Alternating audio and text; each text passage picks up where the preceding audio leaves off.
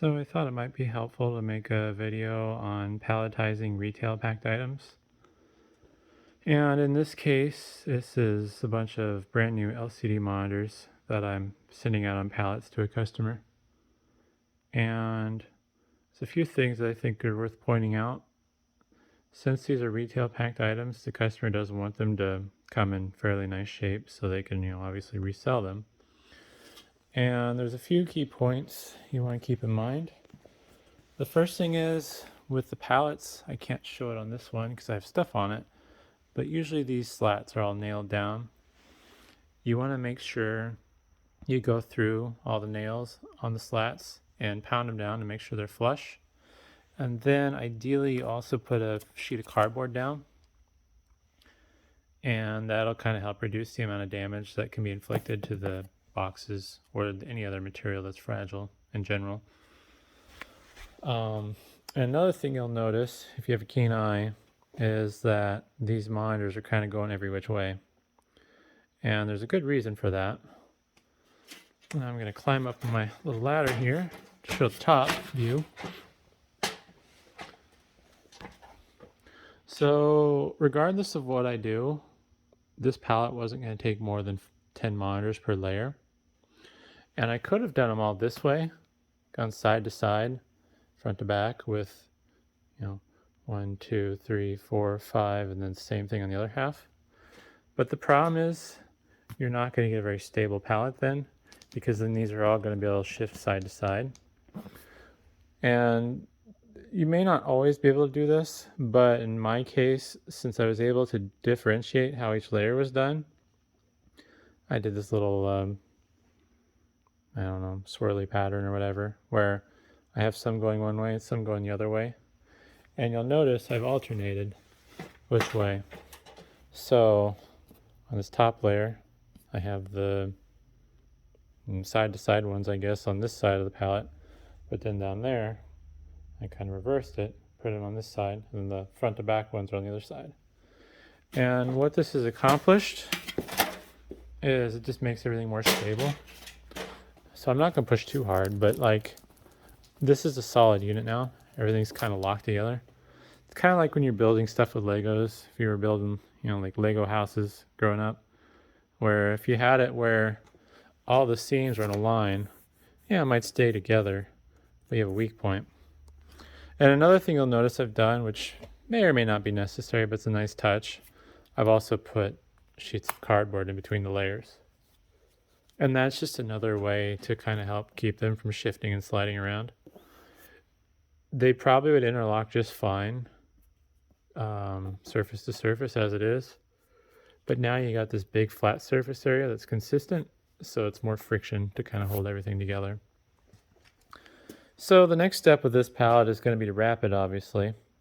But my customers also asked me to overwrap the boxes with cardboard just to prevent any additional damage to the packaging. So that's what I'll be doing. But otherwise, normally, you can just wrap it with your shrink wrap like you normally would. So I will do that and I'll be back. Oh boy, well, I'm a little winded right now from wrapping this. And you also have a good idea for detail. You'll notice how the wrapping has a somewhat consistent pattern to it. And it's kind of hard to tell what's going on from the distance, so walk a little closer. And you'll see that pattern is twists in the wrap. And if it weren't for the bad job I did in the top, you almost would think this was machine wrapped. So when wrapping a pallet in general with the stretch wrap, you want to start low and get a good wrap towards the bottom of the pallet as far down as you can go. That'll just kind of help keep things attached to the pallet. You also could use strapping to tie everything down to the pallet. In the case of this stuff, this is not strong enough for the steel banding that I have, so I'm not able to use that. I don't own any of the plastic banding to strap stuff down, unfortunately. If I start shipping more, it might be something I consider getting though, just because it would be handy. I also probably should use cardboard corners on this, but since I'm using cardboard over everything, it'll be fine. But I think I got a little off topic there. Back to the twists. So when wrapping a pallet, what I've been taught to do, and what, from what I can tell at least, has been general knowledge, is you want to start with a layer or two over, and then as you progress up, you want to twist your wrap. So I hand fold my wrap. I don't use one of those silly dispenser things because I want absolute control over the tension. So I want to be able to hold on to this and pull as hard as I can, basically, without snapping it. So when I'm doing this, to get those twists, normally I'd be holding this with two hands, but I'm holding one hand with the camera. So I'll come around, and then once I hit the corner, I'll kind of pull away from the pallet, not towards it. And I'll get about halfway across the pallet, and I'll flip the wrap over, and then keep going around. And then once I get around the other corner, same deal. Pull the wrap a little bit away from the pallet, and then flip the roll over, and then keep going.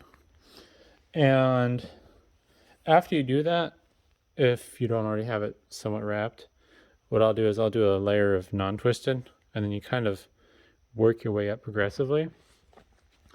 And this is basically like making a rope. You know, when you get a, I don't know if they make ropes out of the natural fiber ones, cellulose rope, I think that's the right term. When you get like a cellulose-based rope, you don't have a bunch of straight strands. They're all kind of twisted and braided together. And that's kind of what you're doing with the pallet wrap. You're kind of twisting it and bundling up together as almost like a rope. And this creates like a stronger point than the wrap itself. Because the wrap itself, I mean, this is no different than like saran wrap that you use on your food. It's just a thin piece of plastic that stuff can poke through and get through really easily. So you want to rely on the twists to kind of help the compressive strength to keep everything bundled nice and tight. And then you use it also flat, which kind of helps protect, I guess, from dirt and debris. And then it's just another layer to the twists that you're doing to kind of make them even stronger. I'm trying to think of a good analog. It's kind of like toilet paper, I guess. You know, you got the gross one-ply stuff that gas stations use, and then you got the two-ply stuff that offices use, and then you got the Charmin Ultra that's, I don't know how many plies, but you know, it's the fancy stuff. And it's just better because you got more layers and more interleaving components that improves the strength. One thing I wasn't able to do a very good job of, which I'm not too happy with, is the top. Normally I'll put like a plastic bag over the top. Usually, usually like I'll use the bags that my packing peanuts came in, and I'll cover the top just as a nice little barrier. You see I got a little bit exposed cardboard there. So there's some tricks where you can kind of awkwardly pull the wrap over the corner, like so down and then over, and then you go diagonally, which is what I try to do here. But the other problem was, since this is almost 6 foot tall, I think. I mean, I'm 6 foot tall, but it's kind of hard to reach over your head and see what you're doing. So that is something, though, to keep in mind, depending on how sensitive the stuff is. Hopefully, you know, the freight carrier is not terrible and they're not using, you know, semi-trailers with leaky holes in their roof or snow that's melting and then dripping down on all the product. But it's something extra I like to do just to make sure. And the only other thing I have to do to this pallet to finalize it is I'm going to use some tape. Don't mind the size of this roll. This is just machine tape. It's cheaper than buying rolls of tape. But I'm going to kind of go over this a bit. And it's just another strengthening thing because the tape is a lot more durable than plastic wrap. You can't just casually poke your finger through it. It's a little over the top and probably unnecessary because you're not going to see people doing this in like proper industrial whatever stuff. Like Acer probably doesn't package the stuff like I did. From what I understand from the customer is the stacking that I'm doing is about how they were receiving them. So that's good to know. The only difference with how I'm doing it versus how Acer did it was they had cardboard corners. Well, I'm just using cardboard basically folded over instead. But yeah, and then once I tape it up and send my customer the dimensions, since they're arranging the freight, it'll just be a matter of attaching the bill of lading. And this should be good to go. I'm not going to push on it too hard because I don't want to damage anything. But I mean, this is one solid unit. If I wasn't holding the camera, it'd probably be a little less shaky. But I am shaking the whole pallet just by pushing on the corner. I am obviously distributing my weight as much as I can, so I'm not crunching a quarter in. But yeah, so I guess hopefully that was interesting and helpful. I might do more videos on how to do freight stuff in the future. There was a shipment of monitors I did recently that I wanted to do a video on, but it wasn't conducive from a time standpoint. But as I get better with doing freight, I might try to do more videos just so other people can benefit from the knowledge I've gained in my experience. But either way, hopefully that's interesting, and thanks for watching.